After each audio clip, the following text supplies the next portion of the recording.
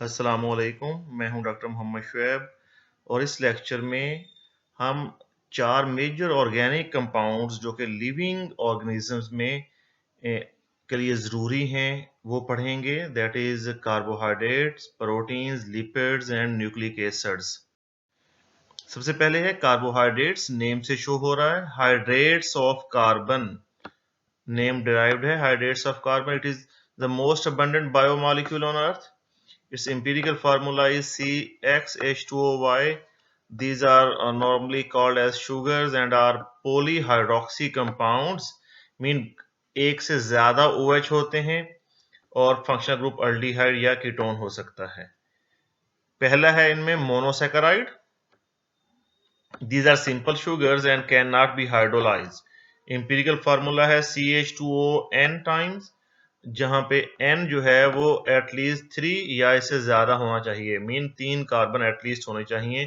These are either aldoses or ketoses. Aldoses mean aldehyde इसमें है group, functional group. Ketosis mean keto functional group है। Example है glyceraldehyde, glucose and fructose. इनमें 5 carbon को पेंटोसिस कहते हैं। 5 कार्बन जो है मोनोसैकेराइड्स, 6 वाले को हेक्सोसिस कहेंगे। हेक्सोसिस की कॉमन एग्जांपल हैं ग्लूकोज और फ्रुक्टोज। और ये शुगर्स जो हैं ये स्टेबल हैं in the cyclic structure then as compare to open chain structure. Glucose जो है डेक्सट्रोज भी कहते हैं इसे। ग्रेप शुगर है, ब्लड शुगर है। फ्री स्टेट में स्वीट फ्रूट्स में है। हनी, ग्लूकोज जो है वो ह्यूमन ब्लड और यूरिन में है। और ये डाइसैकेराइड और पॉलीसैकेराइड बनाती है और हमारी बॉडी में सोर्स ऑफ एनर्जी है। फ्रुक्टोज जो है वो स्वीटनिंग एजेंट है। कन्फेक्शनरी इंडस्ट्रीज, कैंडीज वगैरह, चॉकलेट्स, ये इंडस्ट्री जो है वो कन्फेक्शन इंडस्ट्री है। सब्स्टिट्यूएंट ऑफ केन शुगर, जो हम चीनी यूज करते हैं, केन शुगर, गन्ने से चीनी बनाई जाती है जो। कुछ और एग्जांपल जो हैं वो हैं गैलेक्टोज एंड मैनोज। डाइसैकेराइड और ओलिगोसैकेराइड्स क्या हैं? जब 2 से 9 तक 2 to 9 monosaccharide units combine by a glycosidic linkage, इनका जो बॉन्ड बनेगा उससे कहेंगे ग्लाइकोसाइडिक लिंकेज। 2 होंगे तो डाइसैकेराइड, 3 होंगे तो ट्राइसैकेराइड। जनरली जो है हम इन्हें ओलिगोसैकेराइड कह देते हैं। सुक्रोज, लैक्टोज एंड मैल्टोज इनके एग्जांपल हैं। सुक्रोज टेबल शुगर जो है, जिसे हम जो घर में चीनी कहते हैं, it is a disaccharide of glucose and fructose, ये याद होना चाहिए। Sucrose occur in sugar cane, sugar beet, चुकंदर है, pineapple, apricot, mango, almond, coffee और हनी में भी कुछ ना कुछ होती है ये। लैक्टोज मिल्क शुगर कहते हैं। It occurs in the milk of all animals and it does not occur in plants, याद रखिएगा ये बात। ट्राइसैकेराइड 3 मोनोसैकेराइड यूनिट्स हैं। रेफिनोज इसकी एग्जांपल है। मोनोसैकेराइड और ओलिगोसैकेराइड जो हैं क्रिस्टलाइन सॉलिड्स हैं, सॉल्युबल इन वाटर हैं, स्वीटर इन टेस्ट हैं और इन्हें कलेक्टिवली जो है वो शुगर्स कहते हैं। पॉलीसैकेराइड्स जो हैं हाई मॉलिक्यूलर वेट हैं और जब हाइड्रोलाइज किया जाता है तो बहुत से मोनोसैकेराइड्स जो हैं मिलते हैं। स्टार्च और सेलुलोज जो है वो कॉमन एग्जांपल हैं। मेजर जो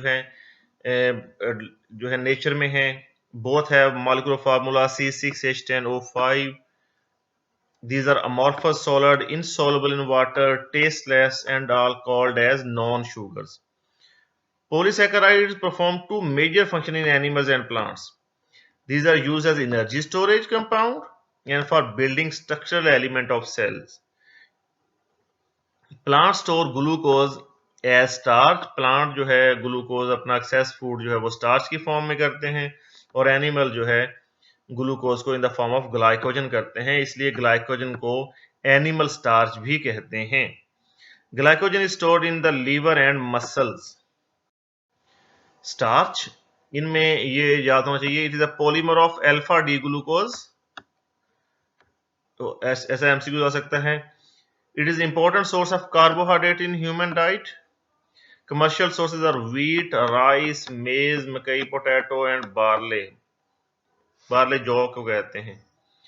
it is a mixture of 2 polysaccharide. Starch जो है वो एक प्योर कंपाउंड नहीं है, मिक्सचर है 2 पॉलीसैकेराइड का, 2 कंपाउंड का, अमाइलोज और अमाइलोपेक्टिन। इनमें भी याद रखिएगा अमाइलोज जो है वो 10 to 20% है, सोलुबल इन वाटर है, give the blue colour with iodine. और अमाइलोपेक्टिन 80 to 90% होता है स्टार्च का component, insoluble in water and gives no colour.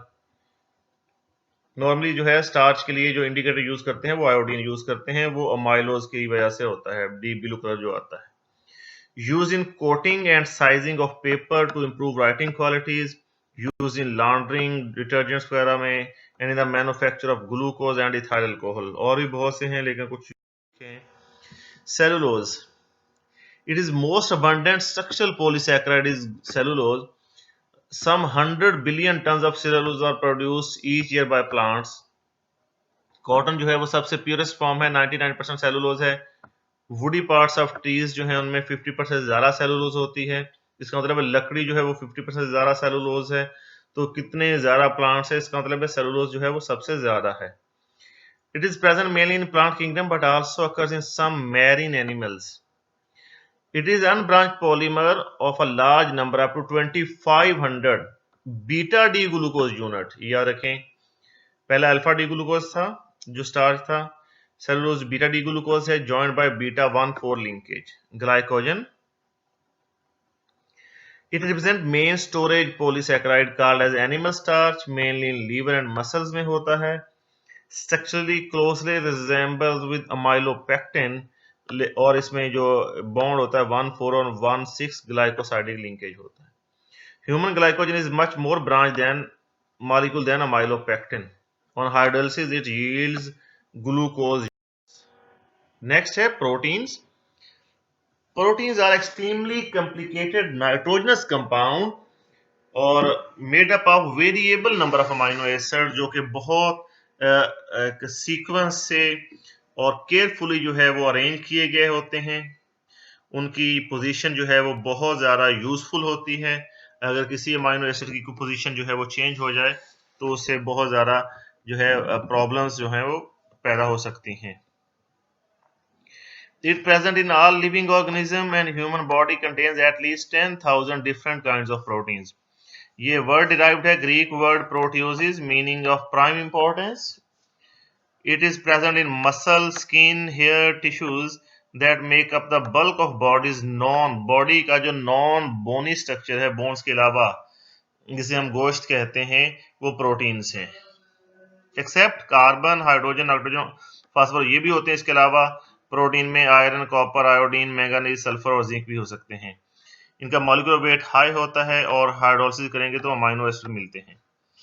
Functions के हिसाब से इन्हें क्लासिफाई करते हैं रेगुलेटरी और हार्मोनल प्रोटीन, स्ट्रक्चरल प्रोटीन जो बॉडी का स्ट्रक्चर बनाती है, ट्रांसपोर्ट प्रोटीन जो कि ट्रांसपोर्ट करती हैं,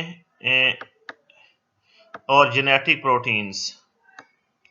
और रेगुलेटरी और हार्मोनल प्रोटीन जो है वो सारा जो है इमोशंस और बॉडी का सारा फंक्शन जो है दुनिया में सारे पंगों के पीछे जो है वो रेगुलेटरी और हार्मोनल प्रोटीन्स ही होती हैं। Classification of protein, simple proteins हैं जो कि हाइड्रोलिसिस करेंगे जिसमें जस्ट अमाइनो एसिड या उनके डेरिवेटिव मिलते हैं। Albumin, globulin, legumins and collagen, ये एग्जांपल याद होनी चाहिए। Globulins are insoluble in water but soluble in dilute salt solution. घरों में भी जब अंडा बनाते हैं, अगर वो वैसे उसमें नमक में डिजोल्व ना हो तो थोड़ा सा डाइल्यूट सॉल्यूशन, सॉल्ट सॉल्यूशन डालें तो अच्छी तरह वो अंडा जो है वो मिक्सअप हो जाता है, उसको फेंटा जा सकता है जिसे हम कहते हैं। Found in animals, lactoglobulin is found in muscles and also in plants.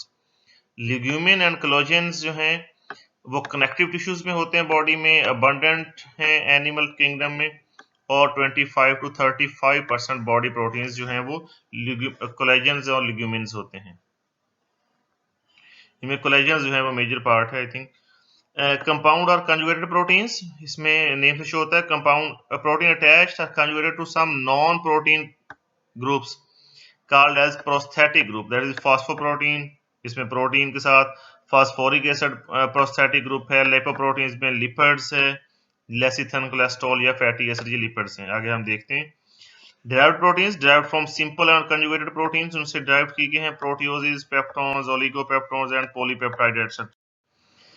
Structure of protein, protein जो है स्ट्रक्चर इनका कॉम्पैक्ट है, कॉन्वोल्यूटेड मीन बड़ा बलदार गुंजल टाइप मॉलिक्यूल्स हैं, और जैसे मैं पहले बताया कि हर एटम की पोजीशन दूसरे के हिसाब से बड़ी केयरफुली जो है प्रिसीजन से डिटरमिन की गई है। 3 लेवल की स्ट्रक्चरल ऑर्गेनाइजेशन हो सकती है at least, primary, secondary and tertiary, sometime जो है क्वार्टरनरी स्ट्रक्चर भी होता है। पेप्टाइड चेन में जो अमाइनो एसिड का सीक्वेंस होता है उसे प्राइमरी स्ट्रक्चर कहते हैं, और उसके बाद जो है उनकी सीक्वेंस चेन्स की कॉइलिंग और जिगजैगिंग जो है चेन की, और चेन जो है हाइड्रोजन बॉन्डिंग से जब अटैच होती हैं उसे हम सेकेंडरी स्ट्रक्चर कहते हैं, और उसके बाद जो 3D ट्विस्टिंग और फोल्डिंग होती है उसे हम टर्शियरी स्ट्रक्चर कहते हैं। डीनेचरेशन ऑफ प्रोटीन्स जो है under severe conditions of temperature, pH और ऑक्सीडाइजिंग या रिड्यूसिंग कंडीशन में अपनी जो एबिलिटी जो है वो खत्म हो जाती है इनकी, उसे कहते हैं डीनेचर हो गई हैं।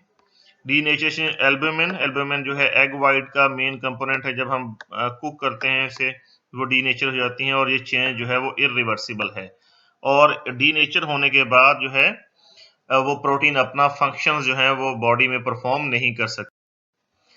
Importance of protein: it is an essential part in formation of protoplasm, which is the essence of all form of life. Protoplasm जो है वो साइन ऑफ लाइफ है।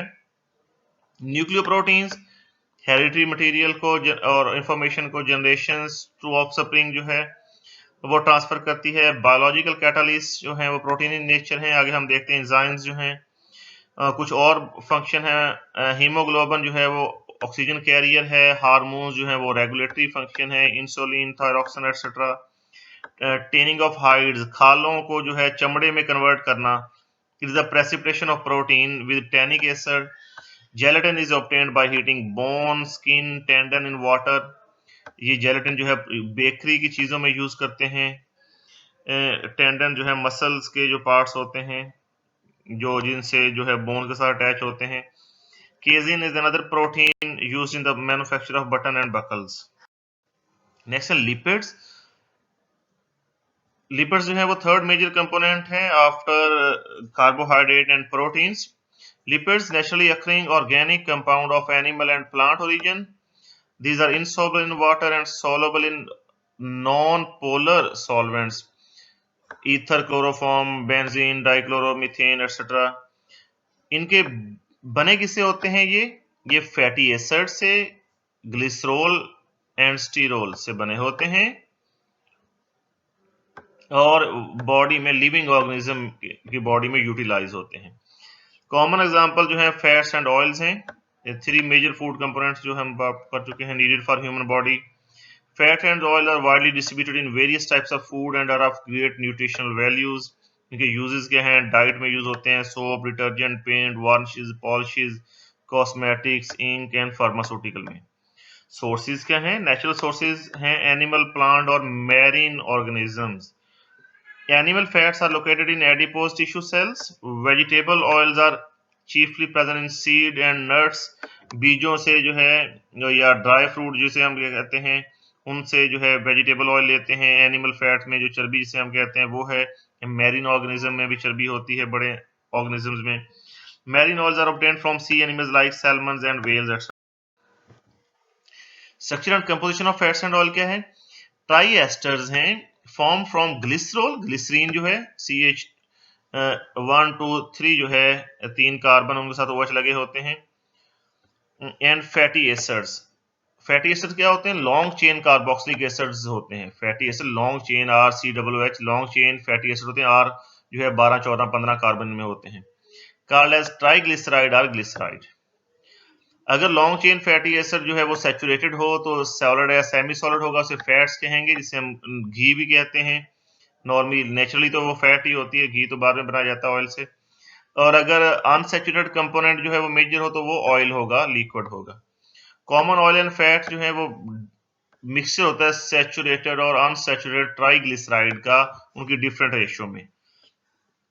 सिंपल लिपिड्स क्या है? जो सिंपल लिपिड एस्टर्स हैं फैटी एसिड और glycerol. Glycerol OH है, फैटी एसिड कार्बोक्सिलिक एसिड है, तो इनका जो एस्टर बनेगा, बॉन्ड बनेगा, वो सिंपल लिपिड्स है। Common fats and oils. Compound lipids क्या होंगे? कंटेन रेडिकल, इनमें radical in addition to fatty acid and alcohol, ऊपर जो बात करें ग्लिसरॉल अल्कोहल है, and includes glycerol, phospholipids, फिंगोलिपिड्स, lipoproteins and lipopolysaccharides. इनमें भी एक जो है वो लिपिड है, दूसरा जो है वो कोई दूसरा स्ट्रक्चर है, या पॉलीसैकेराइड हो सकता है या प्रोटीन। डिराइव्ड और एसोसिएटेड प्रोटीन, ये सिंपल और कंपाउंड के जो है हाइड्रोलिटिक प्रोडक्ट्स हैं, sterols, vitamin D and terpenes. Physical properties क्या है? कलरलेस, ऑर्डरलेस, टेस्टलेस हैं, लिक्विड और नॉन क्रिस्टलाइन सॉलिड होते हैं रूम टेम्परेचर पे। जब वाटर में मिक्सअप करते हैं in the presence of soap और अदर इमल्सिफायर तो इमल्जन बनता है, वैसे नहीं बनता, वैसे वाटर में सोलबल नहीं है। पूर कंडक्टर है, हीट एंड इलेक्ट्रिसिटी है, और एक्सीलेंट इंसुलेटर है एनिमल बॉडी के लिए। एनिमल बॉडी के लिए इंसुलेटर है, मीन बॉडी पे हीट का इफेक्ट जो है एनवायरमेंट से वो बहुत ज्यादा नहीं होता। केमिकल प्रॉपर्टीज क्या है? हाइड्रोलिसिस, हाइड्रोलाइज करेंगे, triglycerides are hydrolysed by enzymes called lipase to fatty acid और ग्लिसरॉल, जिससे बनते हैं उनमें हाइड्रोलाइज हो जाएंगे। Saponification, hydrolysis of a fat और ऑयल विद अल्कली, अल्कली से करेंगे तो सॉल्ट बनेगा, जो फैटी एसिड का सॉल्ट बनेगा, तो जो है उसे सोप कहेंगे।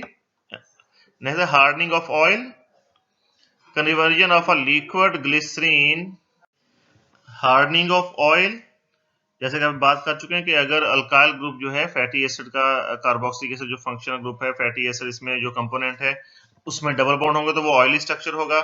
तो हार्डनिंग ऑफ ऑयल का मतलब है उस डबल बॉन्ड को हाइड्रोजिनेट कर दिया जाए तो वो फैट में कन्वर्ट हो जाता है। ऑयल को घी में कन्वर्ट करने के लिए यही फार्मूला है, hydrogenation in the presence of nickel, अब सबने पढ़ा हुआ है।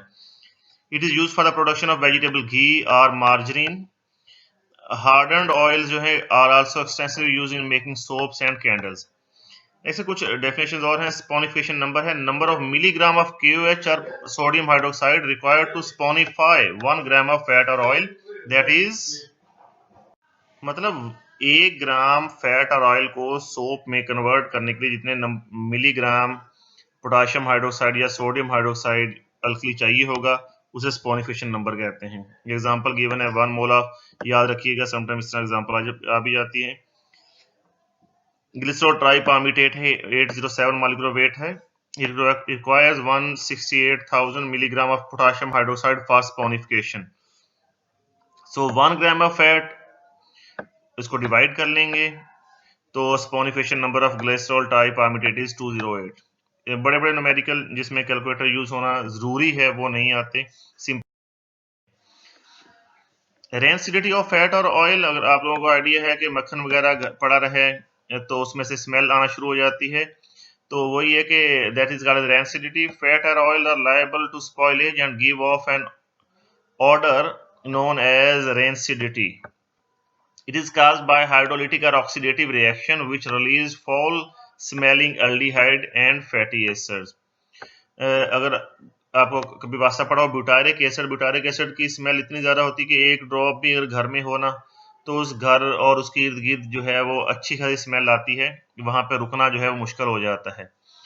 Oil from sea animals which contain a relatively high proportion of unsaturated acid chain deteriorate rapidly, जिनमें डबल बॉन्ड ज्यादा होंगे वो रिएक्शन ज्यादा होगा, रिएक्टिव ज्यादा होंगे तो वो रैपिडली जो है वो रेंसिडिटी देंगे। आयोडीन नंबर यही है कि जितने डबल बॉन्ड होंगे उतने आयोडीन मॉलिक्यूल जो है वो उसमें ऐड हो जाएंगे, तो उसको 100 ग्राम ऑफ फैट्स और ऑयल के लिए लेते हैं। The extent of unsaturation in fat और an oil is expressed in terms of its iodine number, number of gram of iodine which will add to 100 gram of fat or an oil. Value of iodine number depends upon number of double bond present in acid component of glyceride. Structure समझना जरूरी है कि acid component बार बार बात करें, fatty acid और glycerine glycerol.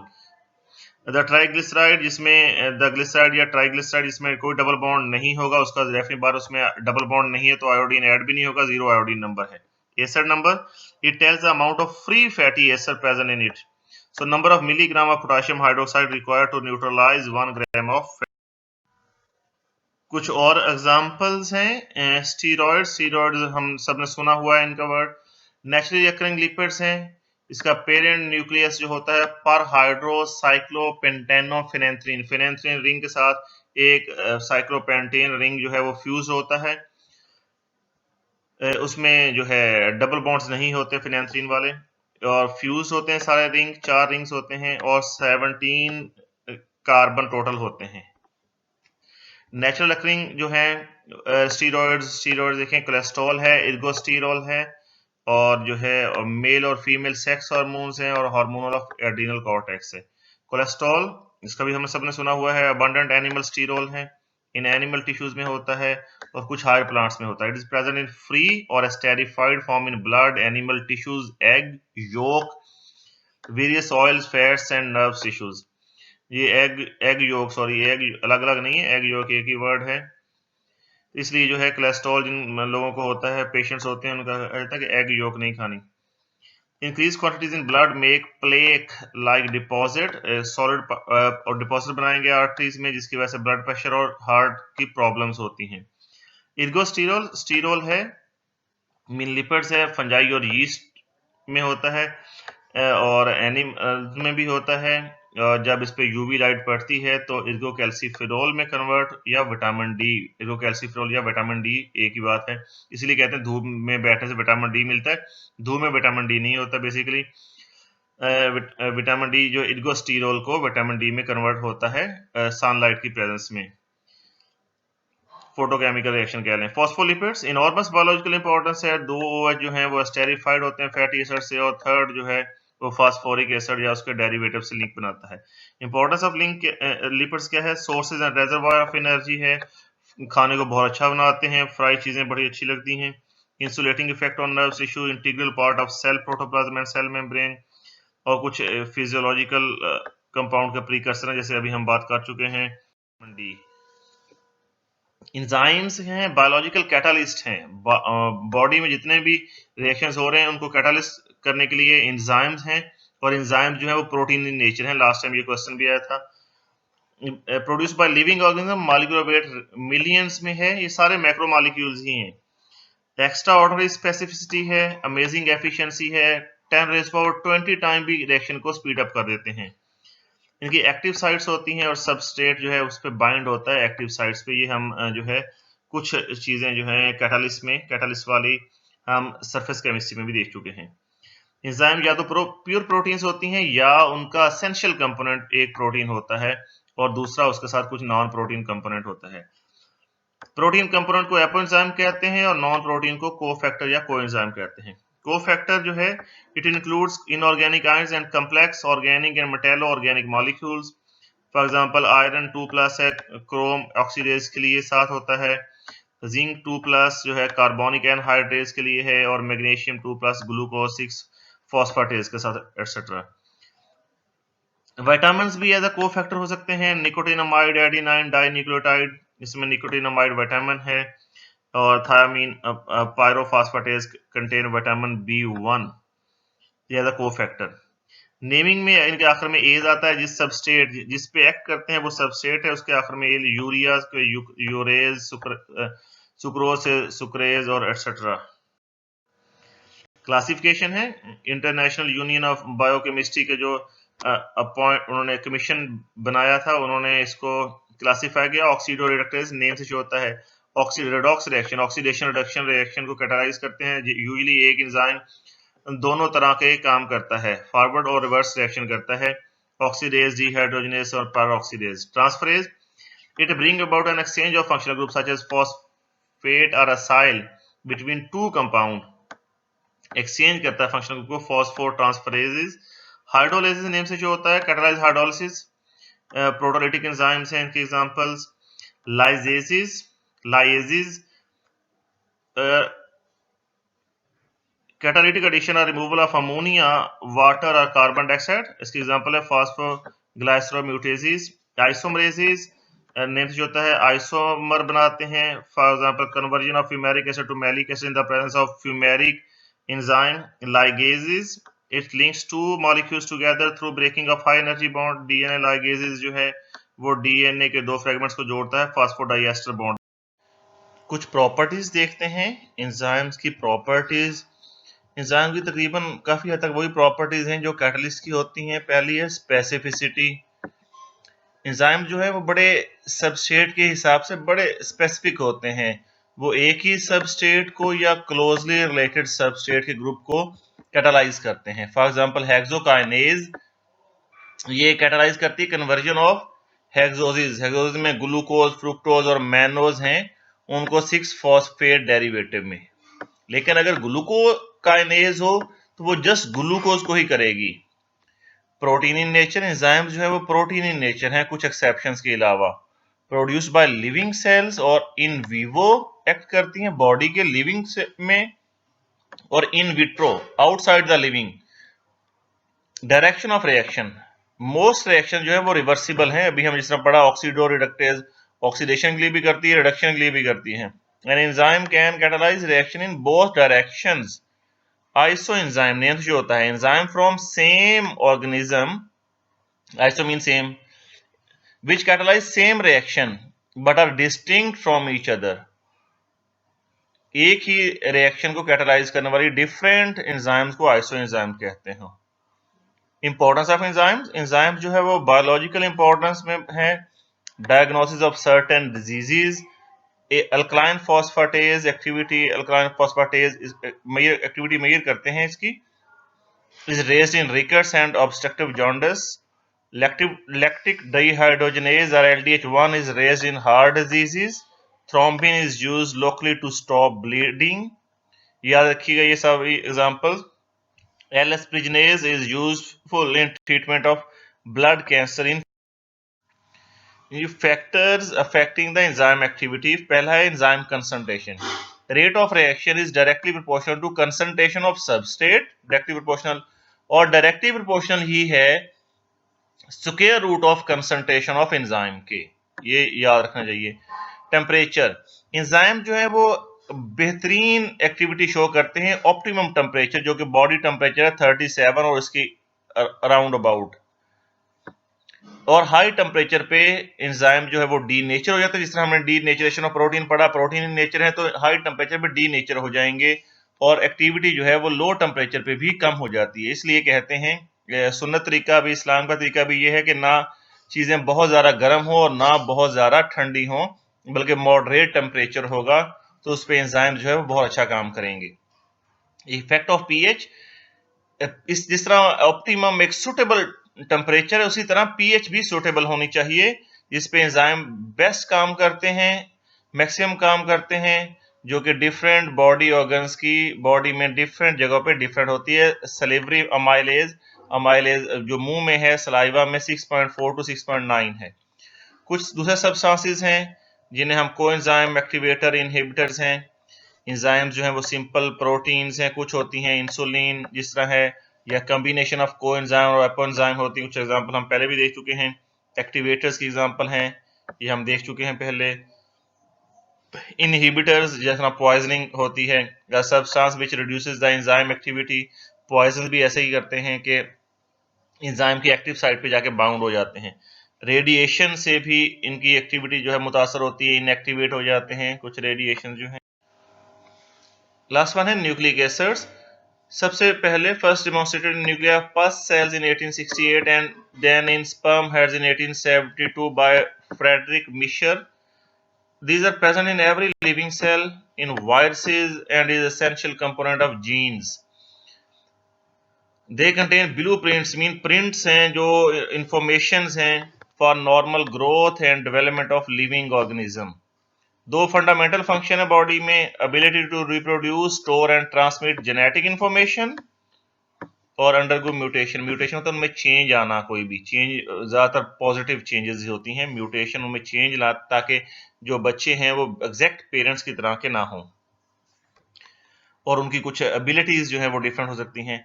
दो major types हैं, deoxyribonucleic acid और ribonucleic acid. In body, nucleic acids occur as a part of conjugated proteins called as nucleoproteins। Body में न्यूक्लिक एसिड न्यूक्लियोप्रोटीन्स की फॉर्म में होते हैं। Nucleic acids direct the synthesis of proteins, और cancer research में nucleic acids का बहुत ज्यादा role. Component of nucleic acid, nucleic acid बनते कैसे हैं? न्यूक्लियोटाइड से बनते हैं। और न्यूक्लियोटाइड किससे बनते हैं? न्यूक्लियोटाइड्स में तीन चीजें हैं, नाइट्रोजनस बेस, शुगर और फास्फोरिक एसिड। अब नाइट्रोजनस बेसिस जो हैं वो प्यूरिन हो सकती हैं, एडिनिन और गुआनिन।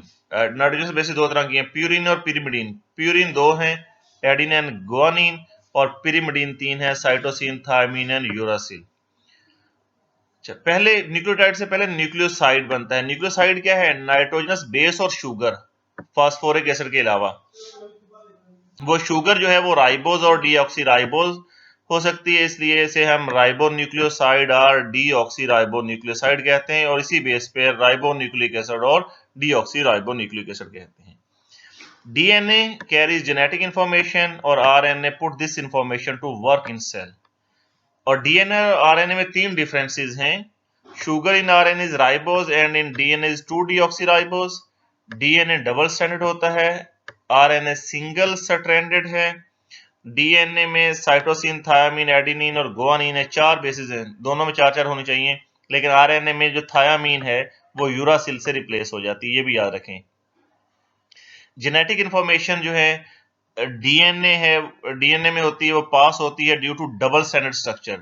डबल, जिस तरह जिप होती है उस तरह डबल स्ट्रैंड होता है। जिप खुलती है किस तरह, अब 2 अलग अलग साइड्स बन जाएंगी, वो दोनों जो है डुप्लीकेट हो जाएंगे, उसे रिप्लीकेशन कहते हैं, दैट इज रेप्लिकेटेड।